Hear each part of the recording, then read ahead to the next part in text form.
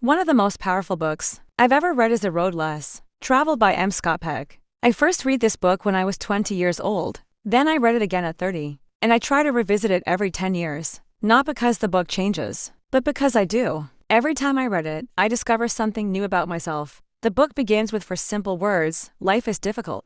And honestly, that's one of the greatest lessons in the entire book. Because the moment we accept that life will have challenges, setbacks, and obstacles, we stop fighting reality and start growing through it. Another powerful lesson is discipline. Success isn't built on motivation alone. Motivation comes and goes. Discipline is what keeps you moving when you don't feel like moving. It's doing what needs to be done, even when nobody is watching. The book also teaches delayed gratification. In a world that wants everything now, Peck reminds us that growth takes time. The harvest comes after the planting. The reward comes after the work. The blessing comes after the preparation. One lesson that changed my perspective is that problems are not punishments. Problems are teachers. Every challenge carries a lesson. Every obstacle carries an opportunity to become stronger, wiser, and more resilient. The book also teaches responsibility. Real growth begins when we stop blaming others and start taking ownership of our choices, our actions, and our future. And then there's the lesson on love. Peck teaches that love is more than a feeling.